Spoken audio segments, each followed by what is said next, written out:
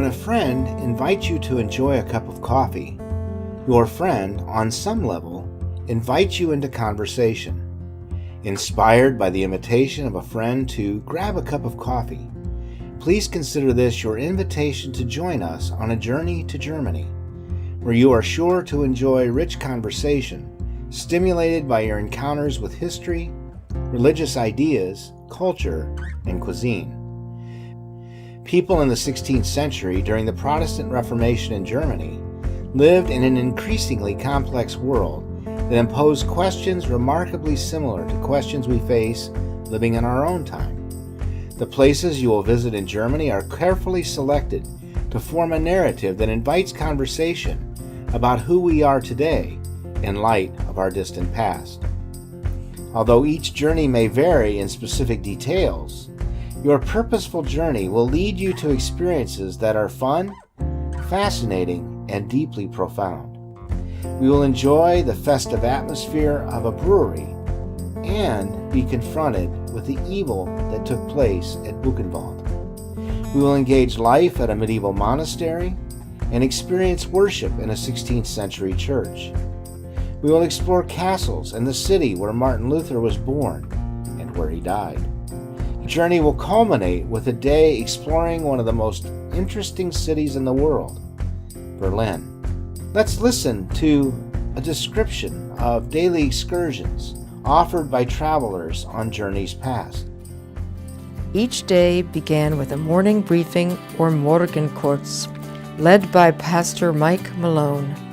During the Morgenkurz, each traveler was given a sheet highlighting the historical significance and contemporary relevance of what we would be seeing on our excursion that day. The ideas offered in the Morgenkurz were intended to stimulate conversation both on the journey among travelers and in conversations with others once travelers returned home.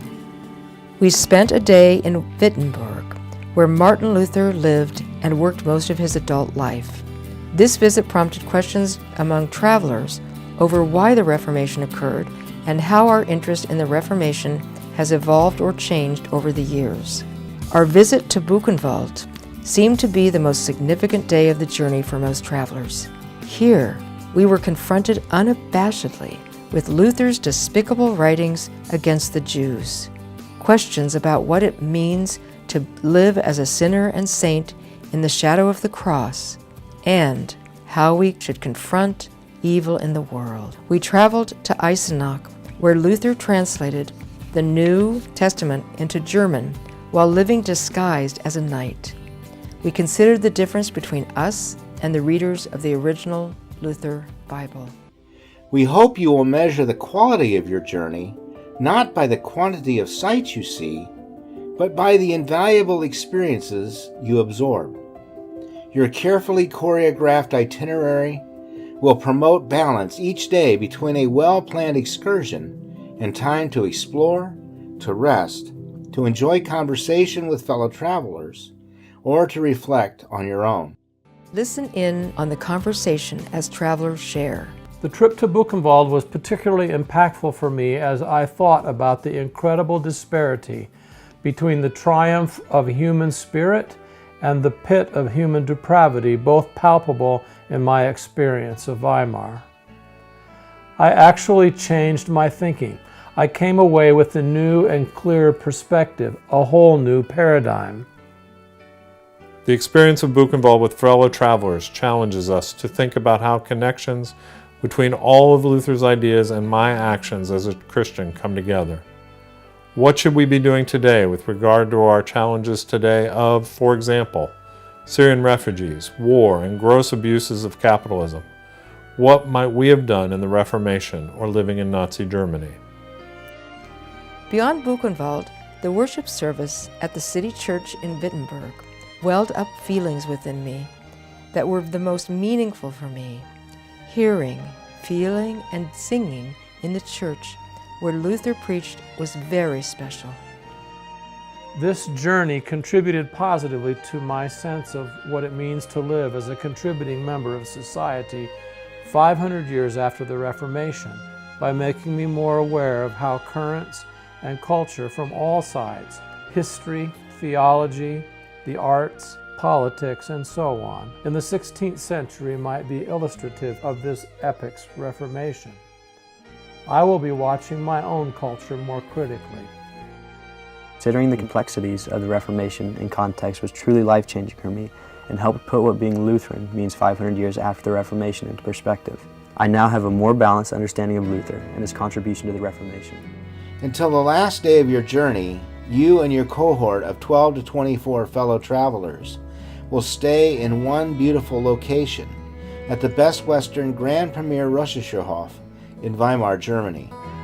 Staying in one location for nearly all of our journey allows you and your fellow travelers to settle into a fascinating city long enough to become intimately familiar with German culture. Weimar also provides an excellent geographical base location for our daily excursions. On the last day of our journey, we transfer to the gorgeous Hilton Berlin so that you may experience one of the most captivating cities in the world today, Berlin. We believe that a meticulously planned itinerary with an appropriate level of built-in flexibility can provide the nuance that distinguishes a trip from a journey. That planning extends to dinners in Germany as leisurely, relaxing affairs in venues selected to provide delectable taste of German culture and cuisine. The European-linked dinners on your journey provide an ambiance to enhance rich conversation over all we experience that day. Your dining experiences will vary, almost to the point of being eclectic. You'll be treated to a brewery tour followed by a spread of locally produced German barbecue, bread, cheese, and of course, refreshing Lutheran tea. Dinners include a spectacular array of Thuringian cuisine in settings that may include a room constructed in 1534, or other restaurants that have been in operation for centuries. Like a friend who invites you into conversation over a cup of coffee, please consider this your invitation to conversation in Germany.